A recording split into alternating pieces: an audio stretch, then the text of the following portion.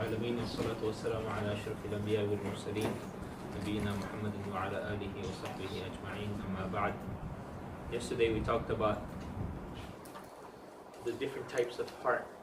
We talked about the living heart, or what is called qalbun salim. Allah, He says in chapter 26 verse 88 to 89, يَوْمَ لَا يَنْفَعُ مَالٌ وَلَا بَنُونَ إِلَّا مَنْ أَتَى اللَّهَ بِقَلْبٍ سَلِيمٍ. That this is a day, or that is the day, i.e. the day of judgment, in which no wealth or no children of anyone will be of any avail to them, except for a person who comes before Allah with a healthy or a living heart. Qalbun salim, a contentful heart, a heart that is living every second with the dhikr of Allah, the remembrance of Allah, the conscience of Allah. A heart that is cleansed from challenging any of the commands of Allah and disputes what He has forbidden. He loves to worship Allah. Yeah, there's two types of worship. One type of worship is you do it because you love it. The other is you just want to go ahead and finish it off. Why do you give zakah? Do you give zakah because you love to spend in the path of Allah, because this is what makes Allah happy? Or do you do it because, you know what, 2.5% I have to do it, otherwise, because 1, 2, 3 things are going to happen? Why do we worship? Why do we do any of these things? Why do you worship Allah? Do you worship Allah because you really love Him? Huh? Do you stay away from the haram because is it out of love that you don't want to disobey Allah? Or is it because of the fear you will go to Jahannam?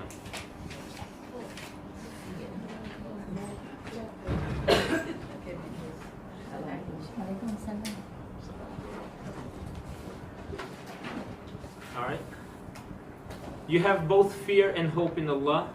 You love and you hate for the sake of Allah. So you have a person who's the most closest person to you, but he disobeys Allah. He disbelieves in Allah. Do you love that person? And then you have a person who is a worshipper of Ar-Rahman. He is a believer in Allah, but he's not related to you. And this is what made the Sahaba who they were. You have Bilal radiallahu anhu, who was a slave in the society. People knew him. Now what do you do with the slave? You don't even look at a slave. You don't even honor a slave to look at him in the face. Let alone say salam and, greet them. But once he became a Muslim, more than a brother. Abu Bakr radiallahu anhu in one of the battles, in the battle of Badr, his son is telling him the story after he became a Muslim. So he told his father, he said, "Oh father, I saw you many times and I tried to avoid you in the battle because I don't want to have to be put in the position where I'll. He said, I saw you many times in the sight of my arrow, but I didn't shoot because you're my father." Abu Bakr said, "Wallahi, even one time you came in my crosshairs, I wouldn't have hesitated to kill you." Look at how much they hated for the sake of Allah, even if it's their own son. And look at how much they loved for the sake of Allah. They would jump in front. The Romans, they asked, "Why are we losing? We are so many and we're much better equipped. We have armor and everything. Why are we losing all of these battles?" So they did their research and they found that, they said, because when they're fighting, they jump in front of each other so that way he can take the hit. Yeah? Whereas us, we push the other person in front. We hide. If we know the arrow is coming this way, we hide behind someone else so that way he can be used as a shield. Sheikh, I have a question. This concept about loving someone for the sake of Allah, I have a bit of problem with that. Not because I don't believe in it, but simply because to me the word love is very, very strong, and I'm a bit what do you call selective about that feeling towards people. I mean, am I weird, or am I? I don't know what you mean. What do you mean? No, because like some people, they can feel that way, loving somebody for the sake of Allah quite freely, you know. But in my case, the love is something very precious to me, and I don't give that love to. So sometimes what happens is we confuse the different types and the different levels of love, right?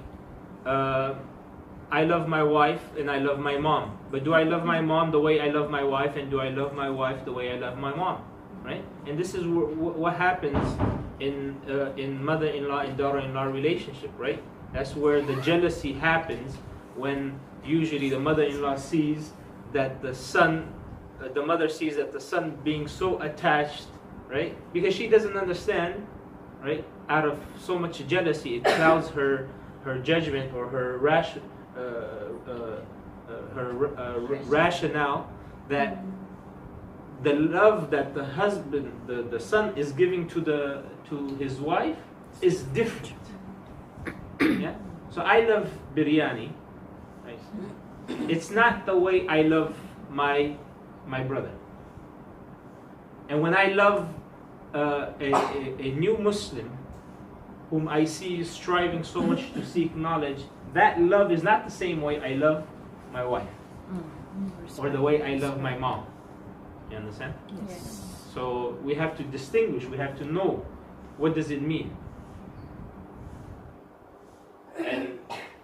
But when we do love someone, yeah, we love them for the sake of Allah. There needs to be a reason, that's an Islamic reason, because of which we are loving them. Are you loving them because they're paying you money? Are you loving them because they gave you a job? Are you loving them because what's the relationship? Like yesterday we mentioned a person who was going to visit another Muslim in another part of town, and when he was asked why, he said, because I love him for the sake of Allah. Now what kind of love is that? Okay. What kind of love is that? When you go to, let's say, Australia, or you go to the UK, you see another Malaysian immediately, or you see a person from the same country, immediately your heart gets attached to that person. Does it not? Yeah. Why? Because you guys come from the same area. Or forget about the UK, even here, if someone is from JB or from Kelantan, and you are also, immediately you want to sit next to that person. Right? As compared to someone who is from, another part of Malaysia. Why? Because immediately you have that connection. So when you see a Muslim, who has La ilaha illallah, and he's obeying Allah the way you are obeying Allah. You guys understand? Yes, like true. You are a believer, and he is immediately is a magnet. So when I see a brother with a beard, I look at him, he looks at me, and we understand each other. Like, okay, all right. So when a sister sees another sister dressed properly in the hijab, you guys see, you see, there's immediately that connection. Yeah. Immediately there's that connection. Okay? And we do not give precedence before. We don't give precedence to anyone before Allah and His Messenger. Allah and His Messenger say this, and then you say this. Who do you give precedence to? But of course, we're going to say Allah. But does that happen? Does that happen? Like for example, Allah subhanahu wa ta'ala, He says, don't deal in riba. Don't deal in in usury. Right? But then where's the brother so I can say, so your wife. So now I can say your husband. Then your husbands will say, oh, we need to have a house and for investment for this, so we can do this and that. You go ahead and you comply and you go ahead and you help them in that. Isn't that giving precedence to someone other than Allah and His Messenger?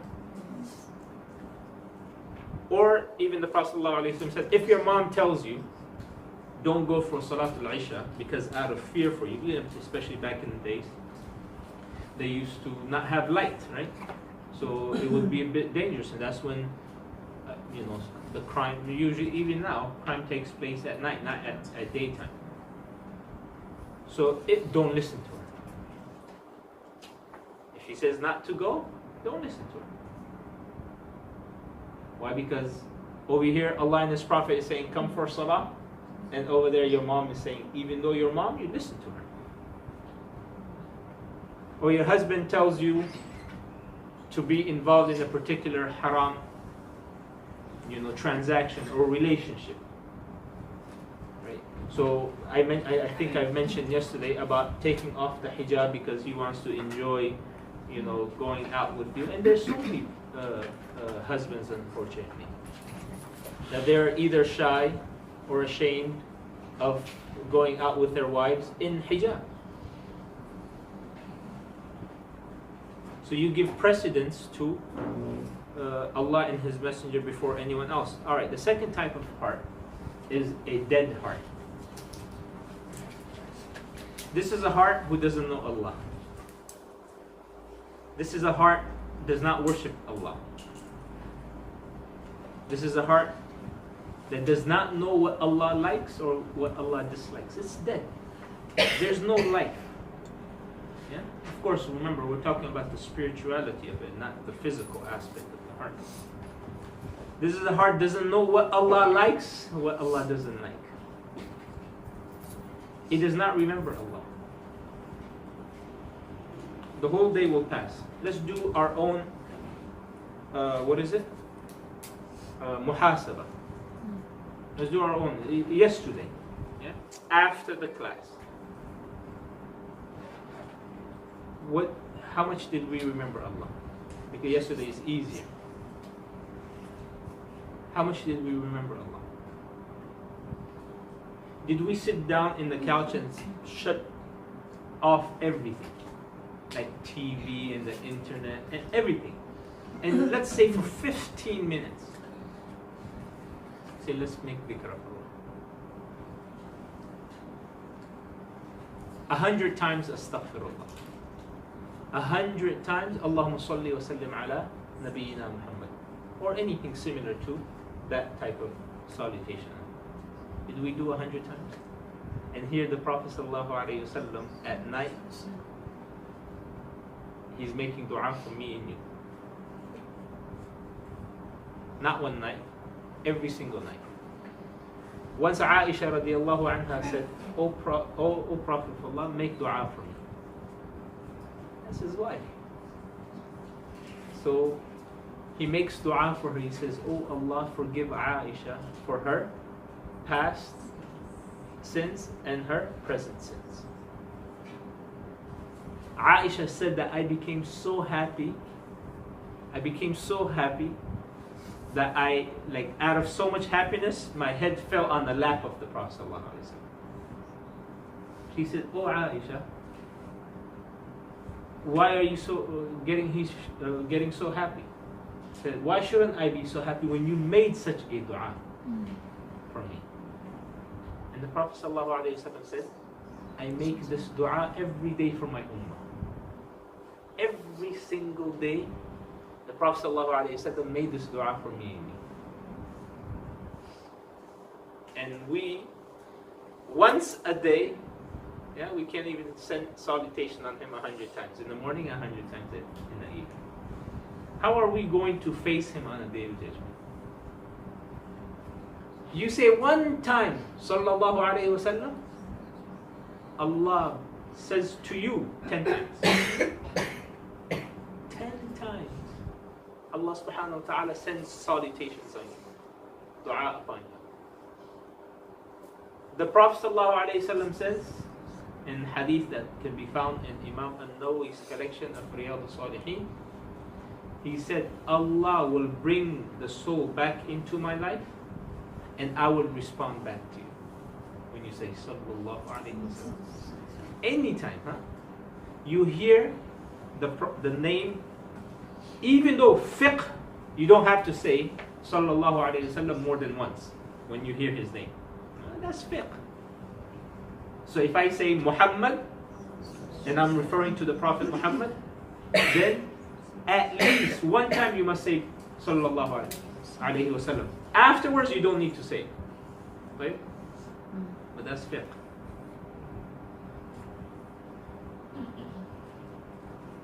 Anytime you hear his name, say sallallahu alayhi wasallam.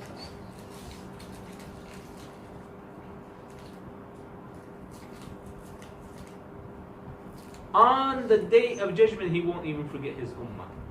All the prophets would have forgotten. Everyone running around saying, nafsi, nafsi, myself and myself, including the prophets. Yet the Prophet ﷺ said, oh Allah, my ummah. That one dua that's mustajab to all the prophets that they used in this world. The Prophet ﷺ said, I'm going to use it to ask Allah to save my ummah from Jahannam. And they did. He's going to use it there. He's saving it. At night, did he make dua for his family? Oh Allah, give me food, make my family like this. Our dua, I'll tell you how selfish our dua is. Our dua is filled with, oh Allah, me, give me, give me, give me. Yeah? Then when we do remember someone, then we remember our spouse. Maybe before him or her, we remember our kids, especially if you're a mother. Then after that, our spouse, and maybe our parents towards the end. Forget about our brothers, forget about our sisters, and then really forget about the Muslim Ummah. And here the Prophet ﷺ, he's making dua for the Ummah. He's making dua for the Ummah. And then we claim to be his follower, we claim to love him.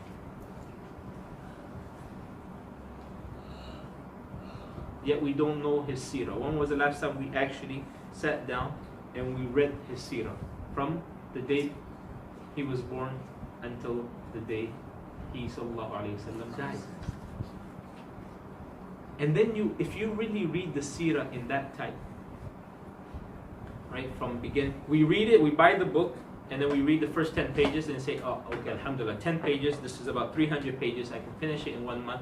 I read 10, tomorrow I'll read the other 10. But then tomorrow you get busy, you don't read 10.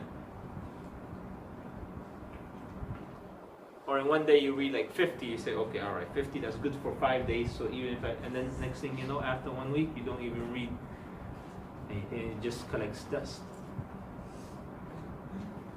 There's nothing that we are going through that he didn't go through. Plus more. So if you want to find a solution to your problem and how to act towards that problem, you look at that. He was accused of being everything. He was accused of being crazy. Were you accused of being crazy? Maybe. He was accused of being a sorcerer. Were you? His wife, his spouse, was accused of adultery. How did he react? Your spouse is accused of adultery. Or maybe you caught him or whatnot. How did you react? You know, it's so beautiful the way he acted with Aisha radiallahu anha. Even though a man is more full of anger, right? And he has more of an to lose. That's just how males are trained, right? You look at a lion, when he takes over a pride, what's the first thing he does? The first thing he does is he kills all the babies. all the cubs, the lion cubs, he kills all the lion cubs.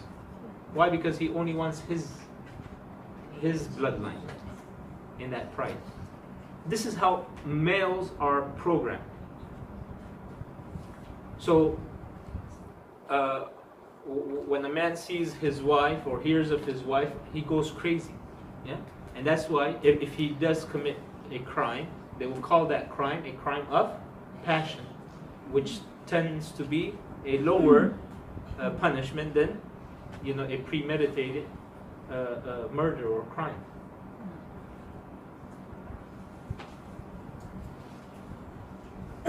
And look at what the Prophet ﷺ would tell Aisha. Say, "Oh Aisha, if you have committed it, ask Allah for forgiveness.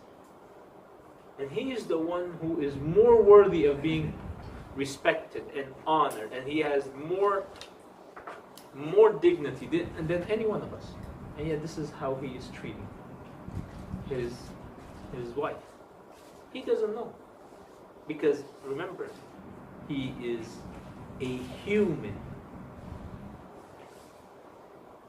that is receiving wahi from Allah. But at this time there was no wahi for 1 month. So anyway, the seerah of the Prophet ﷺ, how much do we know of it?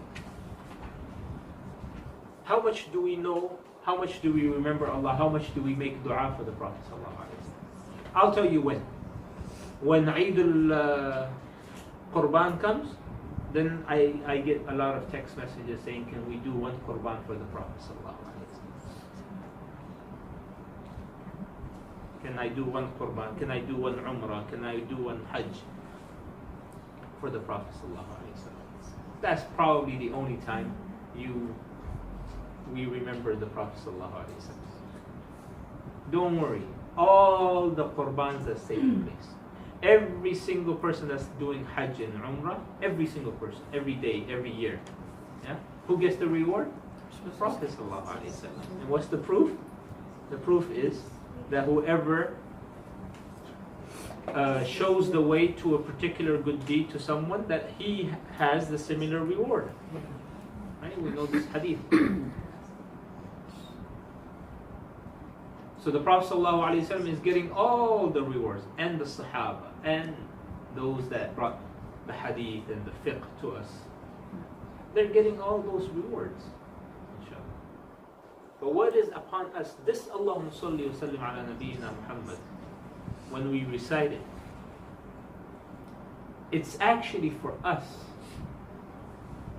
If you ever want to remove your anxiety, your sadness, and your stress, increase in this, and you will find that Allah subhanahu wa ta'ala will remove your sadness from you if you increase in the salutation and the dua for the Prophet sallallahu alaihi wasallam. Because Allah, He is sending you 10 times what you send Him. So if Allah is sending you dua, you think there's going to be any problems left in your head? There's no problems left in your head. If Allah is sending you peace, right? Well, that's what it means. Allahumma salli. Oh Allah, may your prayers, salli, right? From salah. May your prayers, salli, wa sallim, salam. Your peace be upon the Prophet.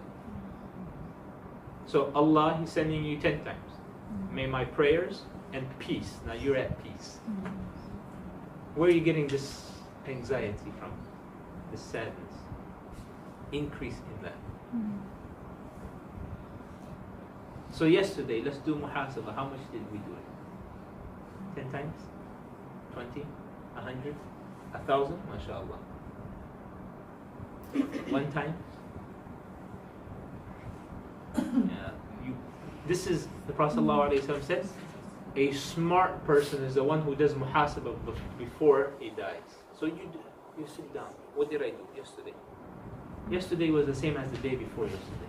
And the day before yesterday was the same as last week. And last week was the same as last month.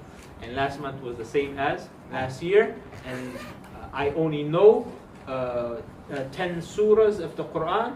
And every time I hear the tafsir of a particular verse, and I'm like, oh yes, I'm gonna memorize more surahs, and then after that it dies down, and then when Ramadan comes and we hear this beautiful recitation, we're like crying and we want to know more, but then when Hari Raya comes, I'm celebrating it for 1 month, I forget all about the stuff that I was trying to do in Ramadan. Okay, so basically, if let's say we have a worry or a sadness or misery in issue A, okay, a family or business or whatever, so another formula is to do, like what you said, increase B so that A becomes less of a, because we're always focusing on that, the business, the family, so when we are doing salutation, and so although it technically has nothing to do with this problem, so this, you're saying Allah will reduce, inshallah, this problem also. What does salah have to do with any of the business deals and the problems that we have? No, I mean, I know what you're saying. when people think exactly that you have to deal with this business, yeah, I know. but we are actually doing feeding and charity and sort increase this.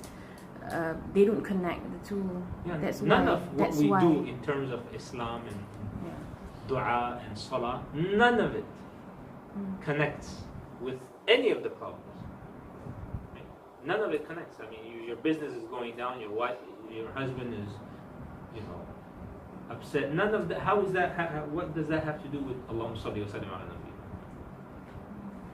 And it doesn't mean, okay, tomorrow you wake up and your husband has a big smile and he has roses, petals on the bed. And, it's possible, right? Yeah, it's possible, but that's not, Is it that's not reality. Yeah, is it because there is a change in your own state of mind? It can be that. Or Allah will open the way for you to find an answer. To find that answer, of course. There's some people you see, they take these hardships very easy. It's like easy upon them, and you wish like you were like them. So this dead heart, the Prophet ﷺ said, what's the difference between a living heart and a dead heart? The dhikr of Allah. He says, the heart which remembers Allah, and the difference between the heart that remembers Allah and the heart that does not remember Allah is like the living and the dead. So when you have the heart, the heart needs more nourishment and food than the physical body. Yes. I'll talk about this in the third category. The heart needs more nourishment than the physical body, constantly. One time you don't remember Allah, whether it's through salah or through Quran, one day you didn't, your heart feels it, and I will talk about it. But the reason our heart doesn't feel it is it's dead. What do you do to a dead body? You kick it, does he feel it? No. You commit a sin, you commit an act which Allah does not like, your heart is dead. What happened the first time you committed that particular sin? It was you cried probably the whole night. The second time, not after a while. After a while, what happened? It becomes normal. Forget about forget about it being having any effect. It becomes part of your life, Yes. and then you're wondering why we have.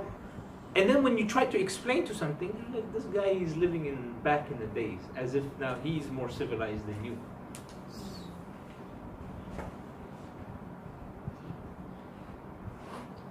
The heart is dead.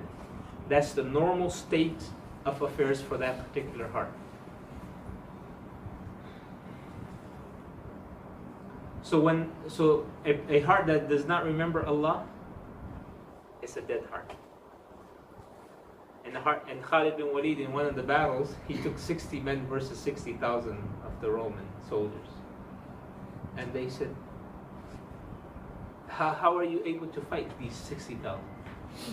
He said, didn't the Prophet ﷺ, see, the way they believed in the hadith, it was, you could say literal, it was whatever you want to say, but it was a true belief. It wasn't like, oh, I'm afraid what this guy is going to say. You know, or this hadith that says this about women, most of my constituents are women, and they're not going to invite me the next time if I don't come up with a fancy interpretation of this hadith. Oh, you're a sellout. Yeah. You're selling your religion to earn some claps from the sisters. Is that what Islam is about? When we talk about the hadith of fitna, right?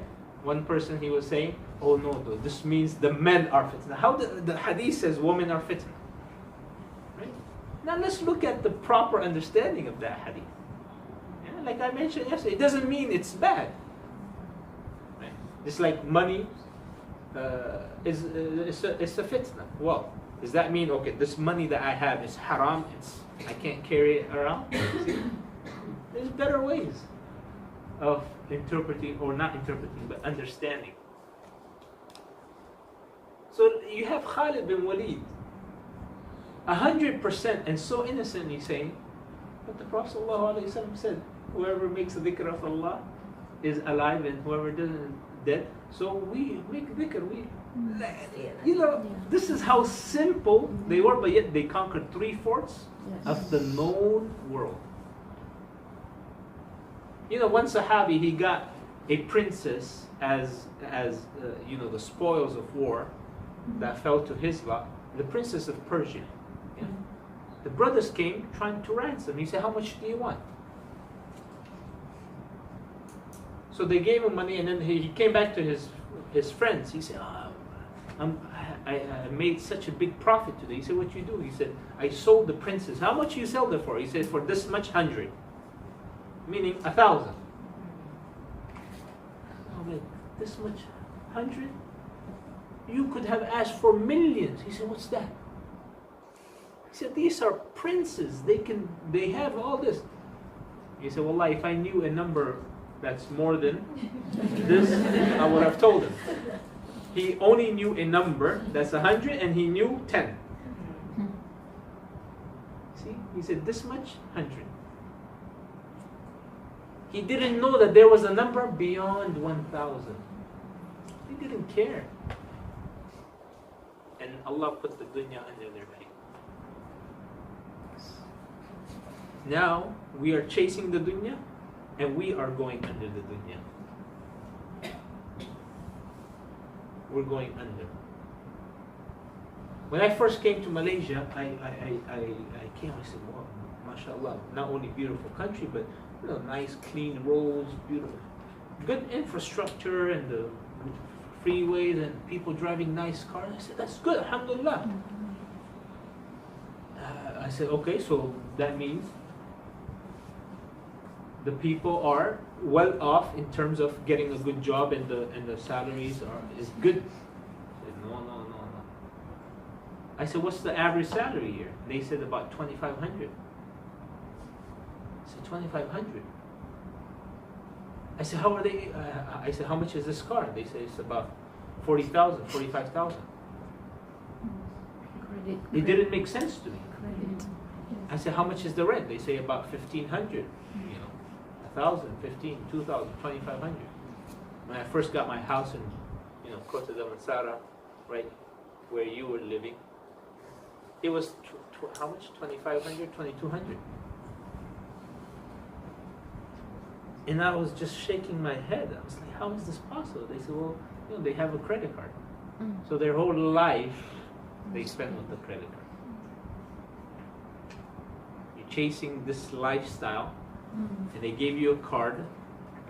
They say you can achieve that fakeness with this. But it doesn't belong to you. Yeah. It doesn't belong to you. Akhirah belongs to us. Can anyone take it away?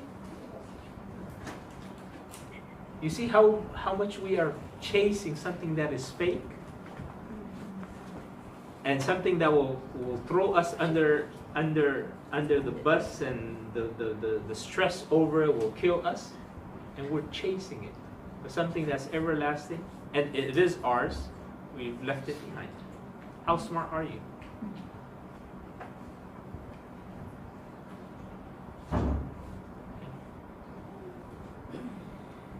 A dead heart clings to what it desires and lusts for.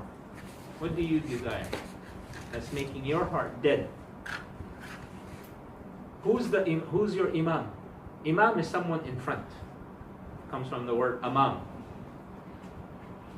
Imam is someone who's in front, who leads you.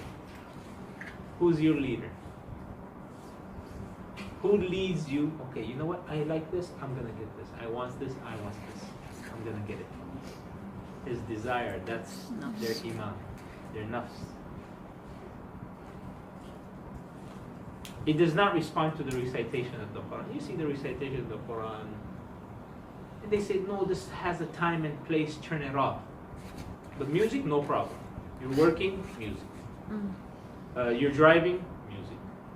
You're sleeping, music. Your alarm clock, music. Your phone tone, music. Next thing, I don't know, flushing the toilet, there's music. I don't know. They do? Japan. Oh, astaghfirullah. It was just meant to be a joke, but people.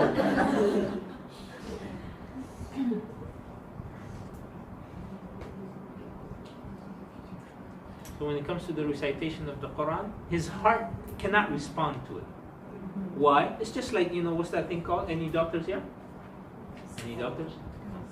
When someone gets resuscitated. Defibrillator. Yeah, the defibrillator. That thing. That's a tongue twister for me. The doctors, they use that, right? And then a heart that's already dead, the soul has already been taken out, of course it's not going to respond to it. That's it. But the heart that has stopped, but the soul is still inside, then there's a chance, inshallah. But this heart that's dead, when the Quran is being recited, whether in the translation form or whether in, its original form, the Arabic form, the actual Quran is being recited, his heart does not respond to it. Yeah? You say, he hears the verse or she hears the verse that says, this is haram or don't do this. Allah, He is most forgiving. Allah, He is most merciful. Any verses, verses of mercy or verses of punishment, or verses of commands or prohibition, whatever those verses may be, his heart is not responding. Then you know that heart is dead. If we're if we're in that category, if we're in that situation, we have to. We really have to resuscitate. We got to do some major surgery on our heart. And I mentioned two ways through the hadith of the Prophet ﷺ. Thinking about or remembering death, not thinking about it, remembering death, and the recitation of the Quran. And it's going to take probably a year, a month. I don't know. Depends on the person. How dead is it? How hard is it? But then the question is, how do you even push this dead heart to even pick up the Quran? See, that's a challenge in itself. You have a dead heart and you're trying to revive it, but this dead heart is not making the effort to attend such classes. Right? Such classes. The fact that we are all here, alhamdulillah, we don't fall under this category, inshallah. We don't have that dead heart, even though we may be lacking in a whole bunch of these things, such as the dhikr and so on.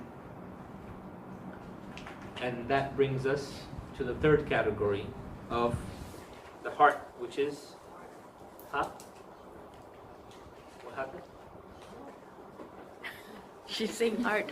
Oh, the heart. Which brings us to the third category of the heart, and that is the sick heart. Before that, can I ask, when you say dead heart, and how do you expect him to pick up the Quran and do other things to overhaul himself when he himself doesn't realize his heart Yeah, is he's dead. not aware. That's So one of the externally, problems. yeah, we can't do it externally. Yeah, no? you can. You can. Can? Yeah, you can. Oh, Make dua for him. make dua. Yeah. You make dua for the dead heart. That's one way to do, what is it called? Intervention? Divine intervention. Divine intervention, your intervention, you make dua for them.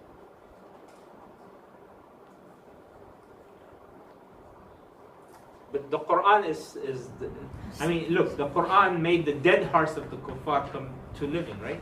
The Quran is the ultimate healer. It's the ultimate healer. We don't realize it probably because we fall under either the dead heart or the sick heart. I'll talk about it in the